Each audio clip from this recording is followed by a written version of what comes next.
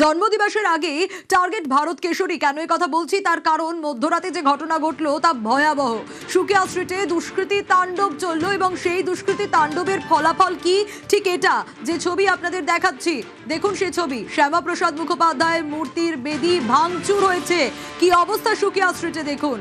শ্যামাপ্রসাদের পাশেই আছে গোপাল মুখোপাধ্যায়ের মূর্তিও এবং এই জোড়া মূর্তির বেদিতে রীতিমতো নাম ফলক সবকিছু তছনছ করে ফেলা হয়েছে। কিন্তু প্রশ্ন উঠছে স্বাভাবিকভাবে, এই দুষ্কৃতী তাণ্ডব কারা চালালো? কারা এই দুষ্কৃতীরা? কারা যারা জন্মদিবসের আগেই ভারত কেশরীকে টার্গেট করলো? এভাবে মধ্যরাতে সুকিয়া স্ট্রিটে দুষ্কৃতী তাণ্ডব চালালো। কারা ছিল? কে বা কারা এই ঘটনা ঘটালো? কে বা কারা এই সাহস পেল? স্বাভাবিকভাবে এই প্রশ্ন বারবার করে উঠে আসছে। শ্যামাপ্রসাদ মুখোপাধ্যায়ের মূর্তির বেদি ভাঙচুর হয়েছে। যে ছবি আপনাদের দেখাচ্ছি, শ্যামাপ্রসাদের পাশেই আছে গোপাল মুখোপাধ্যায়ের মূর্তিও, তাতেও তছনছ হয়েছে। জোড়া মূর্তির বেদিতে নাম ফলক তছনছ। একেবারে সুকিয়া স্ট্রিট থেকে, ঘটনাস্থল থেকে সুদীপ্ত রয়েছে আমার সঙ্গে। সুদীপ্ত, স্বাভাবিকভাবেই প্রশ্ন উঠছে যে মধ্যরাতে এই দুষ্কৃতী তাণ্ডব কে বা কারা চালালো? এখনো পর্যন্ত পুলিশের তদন্তে কি জানতে পারছো? এবং ছবিটাও দেখতে চাইবো তোমার কাছ থেকে। দেখো, প্রথমেই দেখাবো সেই ছবিটা যেখানে দেখা যাচ্ছে একদম নতুন করে বেদি তৈরি করা হয়েছিল গতকাল একদম রাত পর্যন্ত 12টার পরেও কাজ চলেছে এবং দেখা যাচ্ছে যে কাজ এখনো পর্যন্ত শুকোয়নি। বোঝাই যাচ্ছে যেহেতু গতকালই রাতে এই কাজ কমপ্লিট হয়েছে। দুটো মূর্তি, একটি শ্যামাপ্রসাদ মুখোপাধ্যায়ের মূর্তি, অন্যটি গোপাল মুখোপাধ্যায়ের মূর্তি, এবং এই যে মূর্তি এবং বেদি সেখানে কিন্তু এই তাণ্ডব চালানো হয়েছে এবং সেই ছবিটাই দেখাচ্ছে এই মুহূর্তে আমার ক্যামেরা পার্সন খোকন সেই ছবি দেখাচ্ছে। দেখা যাচ্ছে যে বেদির যে সামনের অংশ সেটা কিন্তু ভেঙে দেওয়া হয়েছে। একই সঙ্গে যে আবরণ রয়েছে গোপাল মুখোপাধ্যায়ের যে মূর্তি, সে আবরণটাকেও খোলা হয়েছিল। কেউ বা কারা হয়তো দেখতে পায় এবং তার পরবর্তী ক্ষেত্রে যারা এই কাজ করতে আসে তারা কিন্তু পালিয়ে যায়। এই মুহূর্তে যেটা দেখা যাচ্ছে যে আমার স্ট্রিট থানায় ঠিক গতকাল রাত 1:30 নাগাদ এফআইআর করা হয়েছিল এবং এই তদন্ত কিন্তু আমার স্ট্রিট থানার পুলিশ করছে। এলাকায় যে সিসিটিভি ফুটেজ রয়েছে তা খতিয়ে দেখার চেষ্টা করছে পুলিশ এবং তা দেখেই কারা এই কাজ করেছে তাদের খোঁজ করার চেষ্টা করছে। এই ঘটনায় এখনো পর্যন্ত একজনকে গ্রেপ্তার করা হয়েছে। তোমার কাছ থেকে যে তুমি বলছিলে যে ঘটনায় একজনকে এই মুহূর্তে আটক করা হয়েছে, তার নাম পরিচয় সেসব কি জানা যাচ্ছে?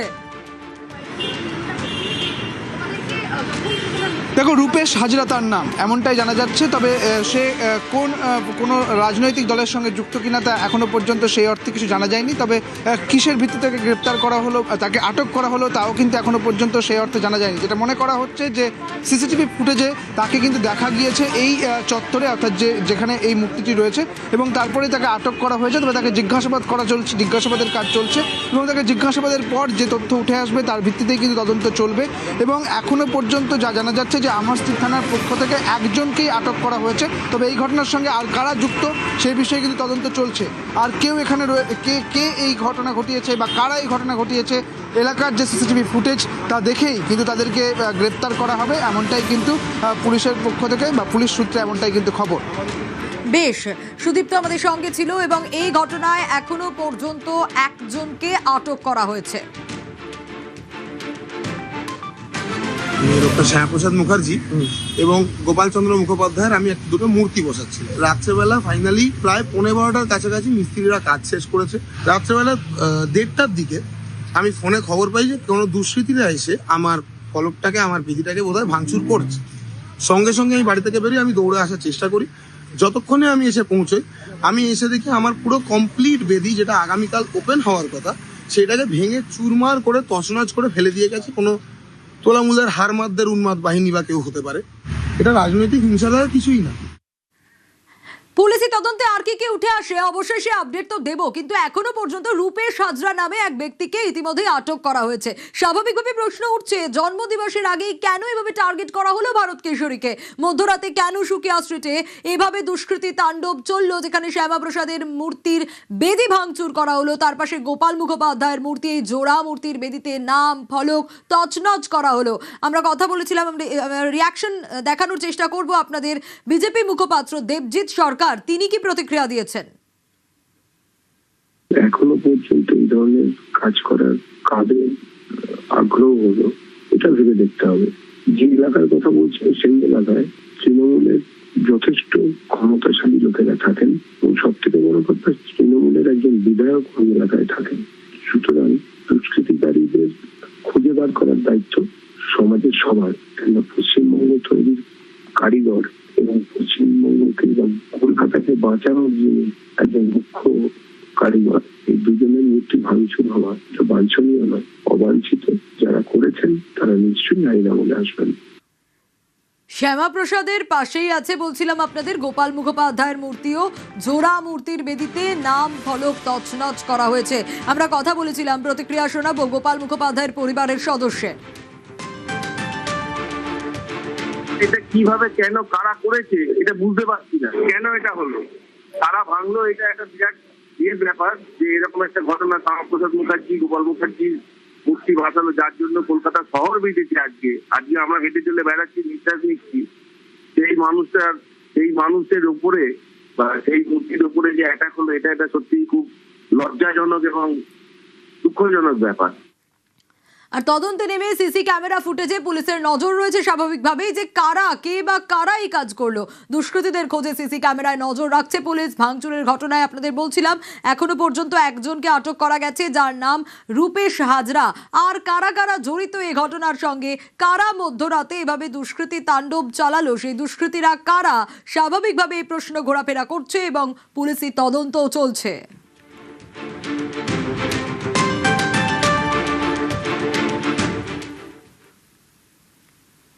অবশেষে মুখ্যমন্ত্রীকে মানলেন মমতা বন্দ্যোপাধ্যায়। হ্যাঁ, অবশেষে শুভেন্দু অধিকারীকে মুখ্যমন্ত্রী হিসেবে মানলেন মমতা বন্দ্যোপাধ্যায়। যিনি আজকে মুখ্যমন্ত্রী হয়েছেন আমার অনেক শুভেচ্ছা থাকবে, কিন্তু এটা আমি নিশ্চয়ই বলবো না যে আপনি মুখ্যমন্ত্রী হয়েছেন বলে আপনি তৃণমূলটা করেননি। আপনিও কংগ্রেস করতেন একদিন, আপনিও নির্বাচনে অনেকবার হেরেছেন এবং আপনার জন্য আমি বারবার যেতাম আপনার কেন্দ্রে, সেটা আমার কর্তব্য ছিল। এর জন্য আমি কোনো কৃতিত্ব নিচ্ছি না। আবির রয়েছে আমার সঙ্গে, আবিরের কাছ থেকে জানতে চাইবো, আবির, অবশেষে শুভেন্দুকে মানলেন মমতা। দেখো, ৪ঠা মে ফল প্রকাশের পর মমতা বন্দ্যোপাধ্যায় তিনি রাজভবনেও যাননি ইস্তফা দিতে। এমনকি তারপরে তিনি যে সাংবাদিক সম্মেলন কালীঘাটের বাড়িতে ডেকেছিলেন, সেখানে দাঁড়িয়েও তিনি উল্লেখ করেছিলেন বা তিনি যে হেরে গেছেন সেটাকে কার্যত স্বীকার করেননি। হারিয়ে দেওয়া হয়েছে এমন একটা অভিযোগ তিনি করেছিলেন এবং প্রায় দীর্ঘ সময় ধরে তিনি তার নিজের বক্তব্যের জায়গাতে অনড় ছিলেন।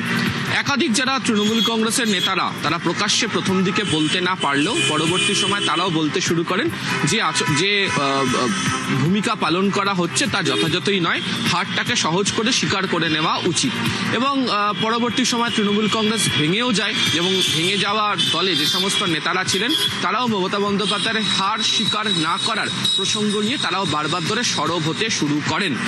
এরই মধ্যে আজকে দেখতে পাওয়া গেল যে সোশ্যাল মিডিয়াতে তিনি তার পেজে যে লাইভ করেছেন, সেই লাইভের মধ্যে তিনি কার্যত মুখ্যমন্ত্রী শুভেন্দু অধিকারীকে কার্যত তিনি মেনে নিয়েছেন এবং তার কাজের যে বিষয়, সেই বিষয়ের কথাও তিনি মনে করিয়ে রেখেছেন।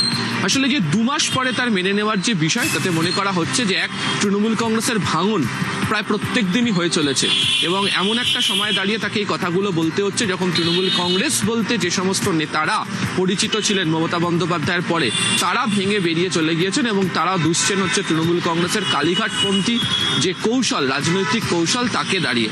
এবং মমতা বন্দ্যোপাধ্যায় হয়তো বুঝতে পেরেছেন যে বাস্তবের এবং যে কল্পনার যে মিশেল, তার দুটোর মধ্যে ফারাক কোথায় রয়েছে এবং বর্তমান দিনে দাঁড়িয়ে বাস্তবের মাটিতে দাঁড়িয়ে যে পরিস্থিতির শিকার তৃণমূল কংগ্রেসের কালীঘাটপন্থী নেতাদেরকে হতে হচ্ছে, তাতে এখনো পর্যন্ত যদি হার স্বীকার না করা এবং নতুন মুখ্যমন্ত্রীকে মুখ্যমন্ত্রী হিসাবে মেনে না নেওয়া যদি হতে পারে, তাহলে একটা বিরূপ প্রভাব সমাজের মধ্যে পড়বে।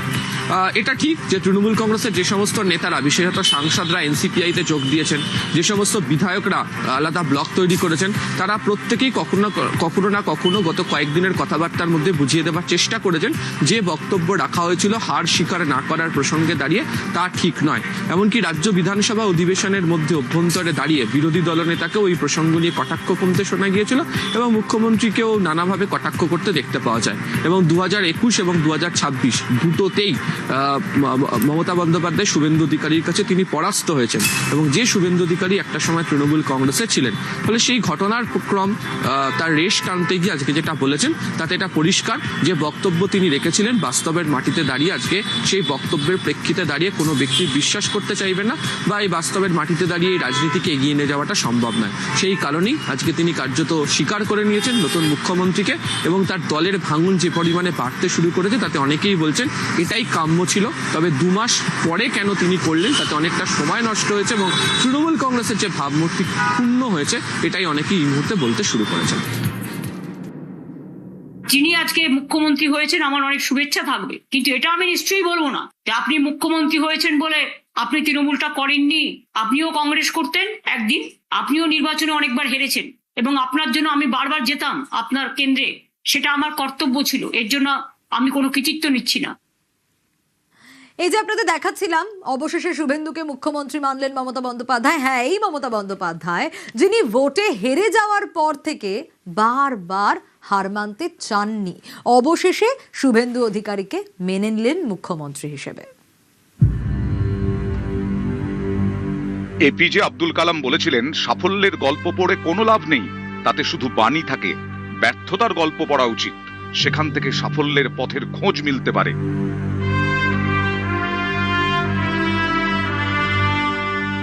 কিন্তু ব্যর্থতার গল্প পড়তে হলে তো আগে ব্যর্থতাটা স্বীকার করতে হবে। হেরে গিয়েছি সেটা তো আগে মানতে হবে। অনেকে যা মানতে পারেন না। কেন, কিসের জন্য? আমরা তো হারিয়ে নিয়ে যাবো। We didn't lose the election, it is their forceful attempt to defeat আস।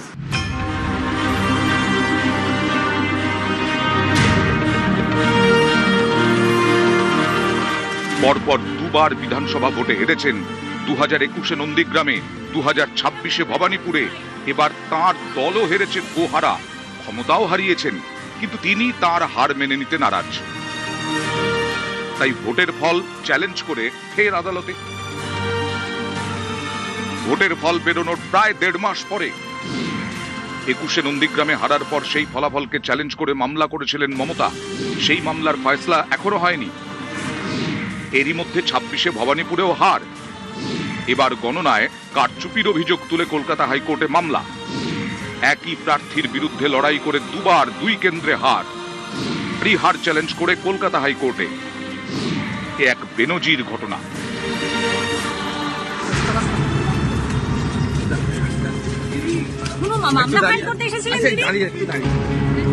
2011 সালে পরাজয় নিশ্চিত হওয়ার কয়েক ঘন্টার মধ্যেই রাজভবনে গিয়ে পদত্যাগ করেছিলেন বুদ্ধদেব ভট্টাচার্য। আর মমতা বন্দ্যোপাধ্যায় তো হারটাই স্বীকার করেননি। আমরা তো হারিনি, we didn't lose the election, it is their forceful attempt to defeat us. অনেকেরই প্রশ্ন, হার স্বীকার না করলে হার থেকে শিক্ষা নেবেন কিভাবে? জয়ের মধ্যে আনন্দ আছে, হারে গ্লানি। কিন্তু হার অনেক কিছু শিখিয়ে দিয়ে যায় যদি কেউ শিখতে চায়।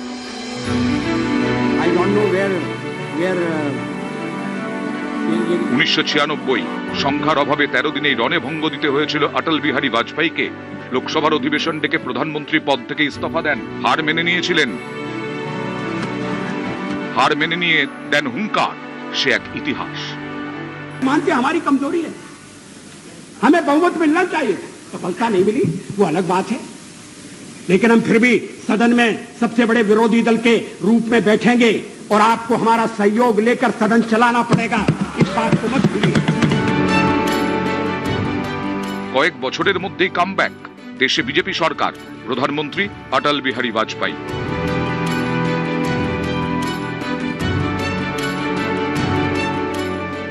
এবার দেখুন ইন্দিরা গান্ধী কি করেছিলেন। এক সময় বলা হতো ইন্দিরা ইজ ইন্ডিয়া, সেই ইন্দিরাই ভোটে হেরেছিলেন। জরুরি অবস্থার মূল্য তাকে চোকাতে হয়েছিল ভোটে। বীজের গড় উত্তরপ্রদেশের রায়বেরেলিতে ইন্দিরা হেরেছিলেন রাজনারায়ণের কাছে। ভোটের আগে যার নামও কেউ জানতেন না। ইন্দিরা হেরেছেন, হার মেনেছেন, লড়াই করেছেন, কামব্যাক করেছেন। 1980-তে ফের প্রধানমন্ত্রী ইন্দিরা গান্ধী দেখিয়ে দিয়েছিলেন এভাবেও ফিরে আসা যায়। অনেকেই তাই মনে করেন জয়ের থেকেও কামব্যাকে গৌরব বেশি। কিছু কিছু মানুষ কিছু ভ্রান্তি বিলাস নিয়ে বেঁচে থাকেন, আইন বা আদালত তাকে সুরক্ষা দেবেন। আমার মনে হয় প্রাক্তন মুখ্যমন্ত্রীর এটা একটা ভ্রান্তি বিলাস, এটাও অচিরে চুরমার হয়ে যাবে। 21-এর ভোটে হারার পর মমতা বন্দ্যোপাধ্যায় প্রশ্ন তুলেছিলেন নন্দীগ্রামের গণনা কেন্দ্রে লোডশেডিং নিয়ে। 26-এ হারের পর তার নিশানায় গণনা প্রক্রিয়া। হেরে গেলে হাজারো অভিযোগ, জিতে গেলেই সব ঠিক। গত কয়েক বছর ধরে একের পর এক ভোটে বিজেপির কাছে হেরে চলেছে কংগ্রেস। প্রতিবারই হারের পর ইভিএম নিয়ে প্রশ্ন তোলেন রাহুল গান্ধী, অথচ সেই রাহুলই চুপ থাকেন যখন তার দল কেরলে যেতে কিংবা তামিলনাড়ুতে কুর্সির কাছে পৌঁছে যায়, তখন ইভিএমে কোনো কারচুপি দেখতে পান না। বিজেপির বক্তব্য, 2024-এর লোকসভা নির্বাচনে তো নরেন্দ্র মোদী নিজে স্লোগান দিয়েছিলেন আব কি বার 400 পার, অথচ দেখা যায় 240টা আসন পেয়েছে বিজেপি। ইভিএমে কারচুপি করলে তো নিজেদের 300 আসন অন্তত নিশ্চিত করে নিত বিজেপি। অযোধ্যায় মহা সাড়ম্বরে রাম মন্দির উদ্বোধন করেছেন নরেন্দ্র মোদী। গত লোকসভা ভোটে সেই অযোধ্যা আসনে পিছিয়ে ছিল বিজেপি। ইভিএমে কারচুপি করা গেলে নিশ্চয়ই এরকম ফল হতো না। 240কে মেনে নিয়েই মোদী এগিয়েছেন, ভুল শুধরে নিয়েছেন, যার ফল একের পর এক ভোটে জয়। বাংলা বিহারের মতো রাজ্যেও পদ্ম ফুটিয়েছেন তিনি। এই সাফল্য পেয়েছেন কারণ হারকে মেনে নিয়েছেন, হার থেকে শিক্ষা নিয়ে এগিয়েছেন। আর যিনি হারটাই মানতে পারেন না, তিনি আর হার থেকে শিক্ষা নেবেন কি? তখন গন্তব্য হাইকোর্ট, ভোটে হেরে কোর্টে। নিউজ 18 বাংলা। এবার নজর রাখবো সরকারি হাসপাতালের মেশিন সেবাশ্রয় ব্যবহারের অভিযোগ। অভিযোগকারীর আশঙ্কা, এই সেবাশ্রয় নাকি ভ্রূণ পরীক্ষাও করা হতো। অভিষেক বন্দ্যোপাধ্যায়ের সেবাশ্রয় নিয়ে অভিযোগের পাহাড়। সেবাশ্রয় অভিষেক বন্দ্যোপাধ্যায়ের বহু চর্চিত মডেল। এই সেবাশ্রয় নিয়ে ভুরি ভুরি অভিযোগ। অযোগ্যদের দিয়ে চিকিৎসা, চিকিৎসক নন এমনও ব্যক্তি নাকি চিকিৎসা করেছেন। হোমিওপ্যাথি পড়ুয়াদের দিয়ে চিকিৎসা করানো হয়েছে। অভিযোগ, কাজ করিয়ে একাধিক ডাক্তারকে টাকা দেওয়া হয়নি। দক্ষিণ 24 পরগনার মাটি খুঁড়ে কোটি টাকার ওষুধ মিলেছে। অভিযোগ, সেই ওষুধ সেবাশ্রয়ের জন্য কেনা হয়েছিল। সরকারি হাসপাতাল থেকে চিকিৎসার মেশিন সেবাশ্রয় নিয়ে যাওয়ার অভিযোগ। সেবাশ্রয় ক্যাম্পে আর্থিক অনিয়মের অভিযোগ। এখানেই শেষ নয়। 2025 সালে ডায়মন্ড হারবারে চালু করা অভিষেক বন্দ্যোপাধ্যায়ের সেবাশ্রয় নিয়ে অভিযোগের তালিকা আরো দীর্ঘ। আমি সেবাশ্রয়ের সঙ্গে যুক্ত ছিলাম কিছুদিন। যন্ত্রাংশ ম্যাক্সিমাম সিএমওইচ বা এসডিও বা ডিএম অফিস থেকে অর্ডার করে বিভিন্ন সরকারি হাসপাতাল থেকে আনা হতো ম্যাক্সিমামটা, এবং কিছু কিছু জায়গায় লোকাল প্রাইভেট নার্সিংহোমকে হয়তো বলে বা জোর করে বা সিএমওইচ কে দিয়ে বলিয়ে বাধ্য করতো আনতে। সেখানে কি কমিশন থাকতো এদের কারো? অবশ্যই, হয়তো তদন্তের বিষয় এটা। আমাদের একটা মারাত্মক আইন আছে, পিএনডিটি অ্যাক্ট 1994। সেই অ্যাক্ট অনুযায়ী কোনো আল্ট্রাসোনো বা এক্সরে সরকারি অনুমতি বিনা এবং যেখানে সেখানে আপনি স্থানান্তরিত করতে পারবে না, তার জেল ও জরিমানা হবেই। শুধু সরকারি হাসপাতাল নয়, স্থানীয় নার্সিংহোমের ক্ষেত্রেও একই অভিযোগ। জালি কারবার হয়েছে, জালি কারবার। ছিলেন নাকি? শুধু কোয়াক ডাক্তার আর দাঁতের doctor, Ayurvedic doctor, not deputed doctor. আমি 10 দিন ইসিজি টেকনিশিয়ান হিসেবে কাজ করেছিলাম। নার্সিংহোমের মেশিন? হ্যাঁ। নার্সিংহোম থেকে মেশিন নিয়ে যাওয়ার তার তো অনুমতি হয় না। তাহলে কি করে অনুমতি করে নিয়েছে ওরা? ওরা কিভাবে কি করেছে? জালি কারবার, জালি কারবার। টোটাল ইউনিয়নকে বলে দিতে এই জিনিসটা আমাদের চাই, দিয়ে দিতে হবে। Diamond Harbour super speciality hospital আছে, ডায়মন্ড হারবার মেডিকেল কলেজ আছে। তার সত্ত্বেও ডায়মন্ড হারবার স্টেডিয়াম মাঠকে খুঁড়ে সেখানে সেবাশ্রয় নামে একটা বড় স্ক্যাম এবং দুর্নীতি তৈরি হয়েছে। সেখানে চিকিৎসা সঠিকভাবে হয়নি। ইভেন দ্যাট সেখানে যে ওষুধগুলো দেওয়া হয়েছে, সেই ওষুধগুলো মেয়াদ উত্তীর্ণ হওয়ার আগে কেন মাটিতে পোতা হলো? স্পেসিফিক এখানকার সাংসদ যিনি, তার নামেই অভিযোগ করবো। আমার কার নামে? তার নেতৃত্বে হয়েছে মেনলি অভিষেক ব্যানার্জি। কারা পারমিশন দিল? এই অর্থ কোথা থেকে জোগালো? কোথা থেকে ডাক্তার এলো? সবটাই। বিজেপি নেতার আশঙ্কা, স্বাস্থ্য পরীক্ষার আড়ালে সেবাশ্রয়ে চলত লিঙ্গ নির্ধারণ। ইউএসজি মেশিনগুলো, আল্ট্রাসোনোগ্রাফি, এগুলো কোথাও স্থানান্তর করা নিষিদ্ধ, কিন্তু সেগুলো অনুমতি ছাড়া কিভাবে ওইখানে ক্যাম্পগুলোতে গেল? এই সেবাশ্রয়ের ক্যাম্পের আলাদা ওই যে এত ইউএসজি মেশিন এসেছিল, এখানটা ভ্রূণের লিঙ্গ নির্ধারণ হয়েছিল। এখানে গোপন অবধি চলতো, কেউ ঢুকতে পারতো না। ঠিক আছে, পুরো কন্ট্রোল বাই অভিষেক।